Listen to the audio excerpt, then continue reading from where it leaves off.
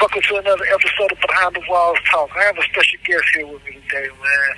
I salute this brother for his determination, his dedication, and his discipline to his craft. Despite the struggles and the... This call is from a North Carolina correctional facility. Despite the struggles of oppression and dehumanization behind these walls, he has risen above it all. My brother, my comrade. Tell the listeners your name, where you're from, and a little bit about yourself, my brother.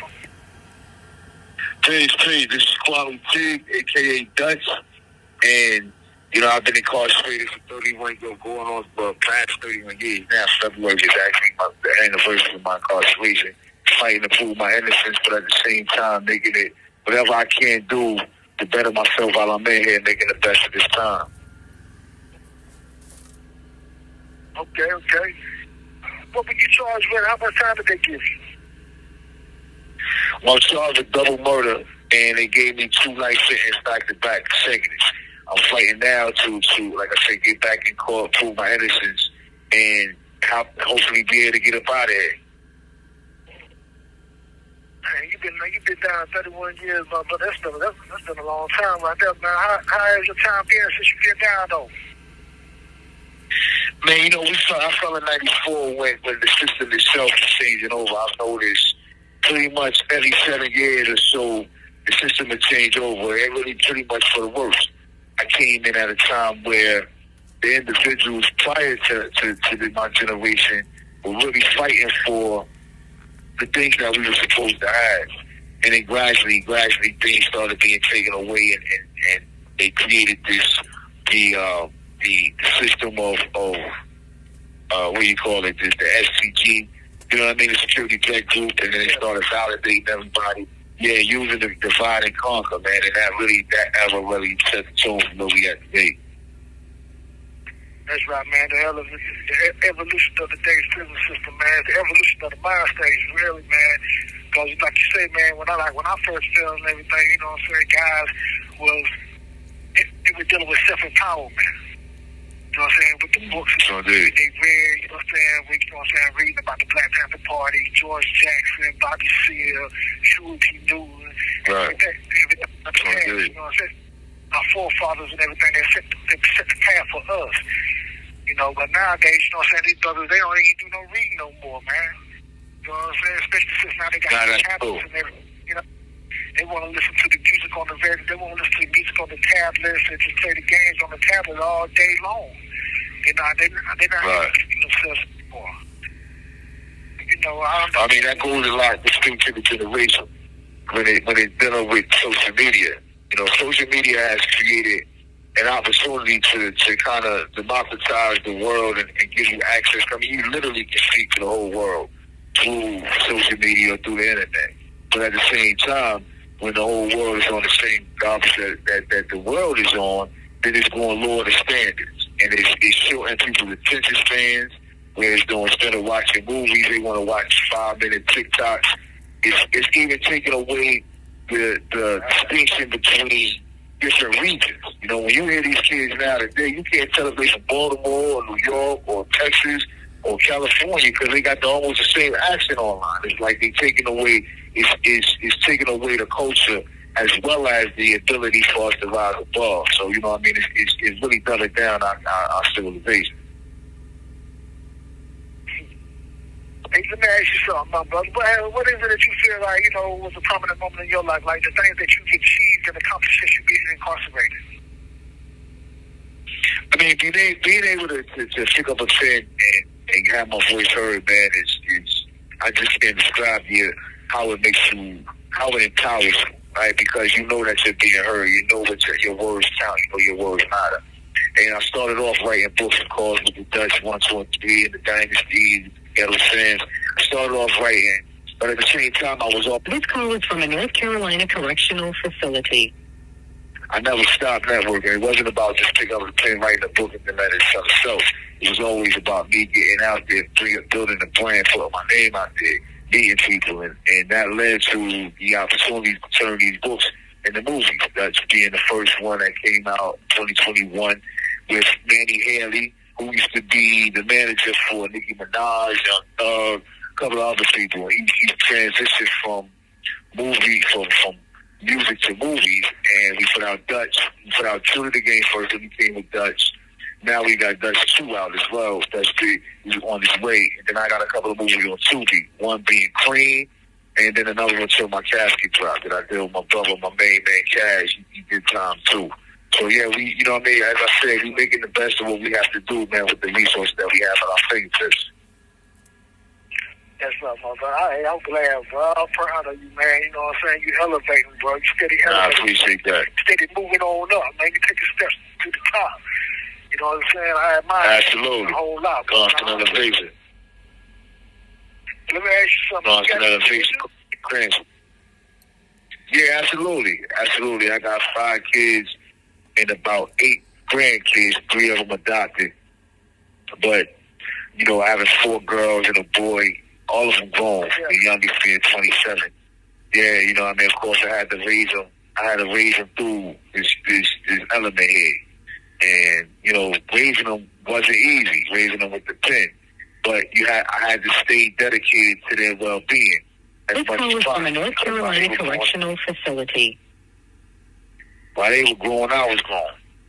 And, you know, again, parenting is trial and error. There's no book that tell you exactly what to do in this situation, that, and the third. It all comes down to the information that you yourself have and how you carry yourself to be able to pass on the advice and understanding to your children. So I've done the best that I gave them my best, put it that way. And they all pretty much turned out pretty good. And grandbabies coming up, I just love to hear them laugh, man. Sometimes I get to sit on the phone and just hear them laughing, and that makes my day. Okay. Who is it that you have more mental support from? More? What do you mean?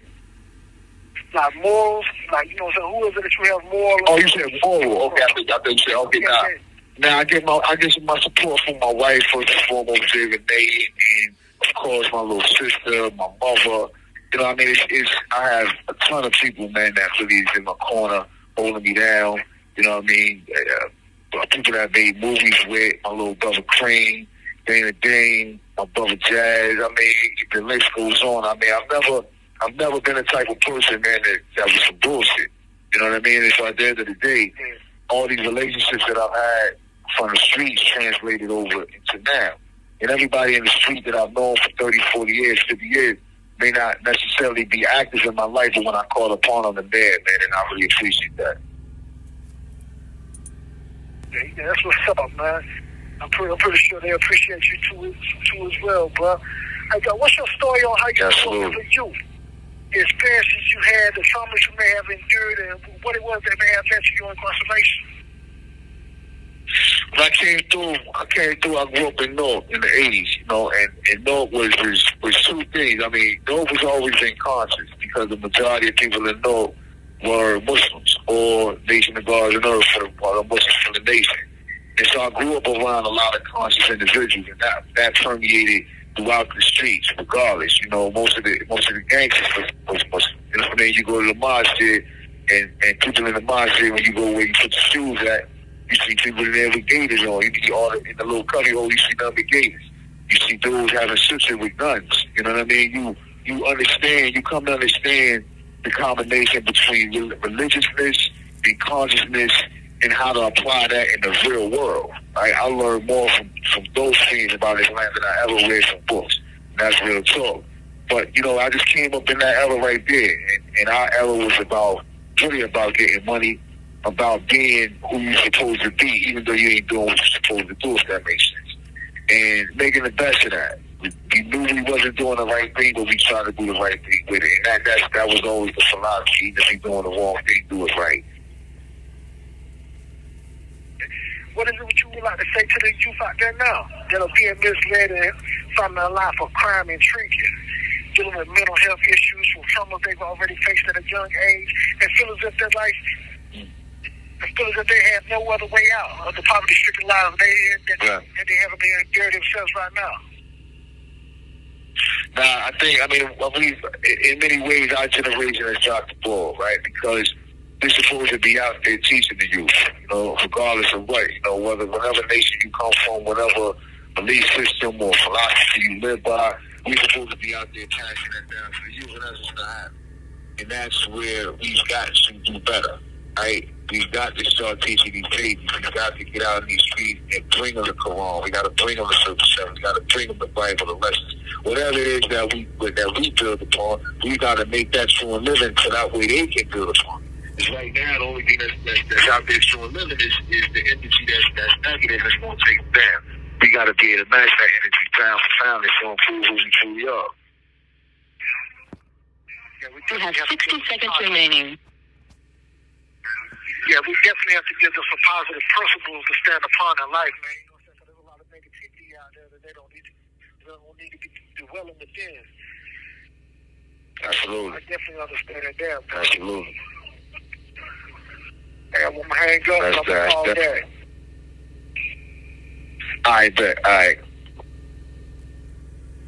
Deal with the death of loved ones, family, or friends since you've been incarcerated.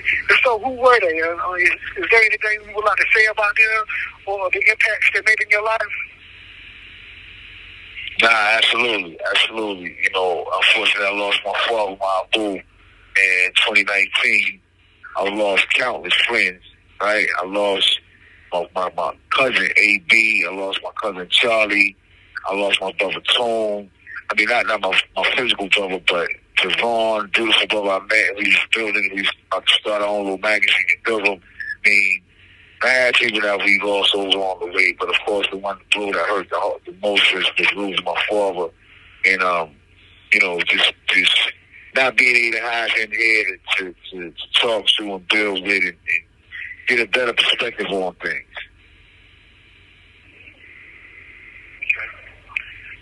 Hey, let me ask you something, my brother, man. You know, we got this thing on Behind the Walls talk. We speak about second chances in society, man. Can you please tell the listeners, man, what a second chance in society means to you? Nah, absolutely, man. To me, it means the ability to go out there, man, and really impact the world in positive ways, right? This call is from a North Carolina correctional facility. For me, I come through with a plan. I got a vision. And that vision This call is from a North Carolina correctional facility. That vision encompasses education, and encompasses the social aspect, the cultural aspect, the economic aspect. It's about addressing these situations so that way we can raise a nation. And that way we can raise these babies to be the kings and queens of God, regardless of that they truly are.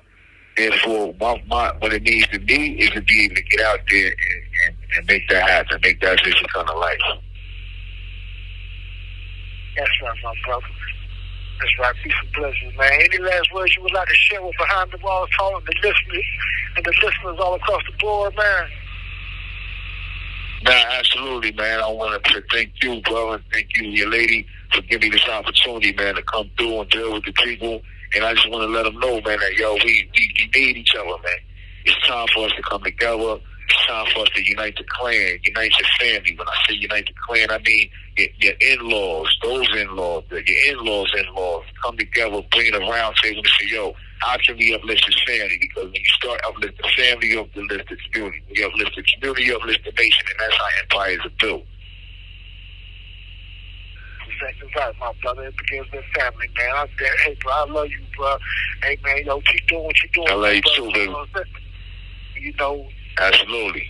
I'm going to support you to the utmost, my brother. You know what I'm saying? I'm going to always scream your name. I'm going to always put you out there, my brother. You know what I'm saying? And I'm going to always pray at night and everything for you to be liberated out of this oppressionist system, man.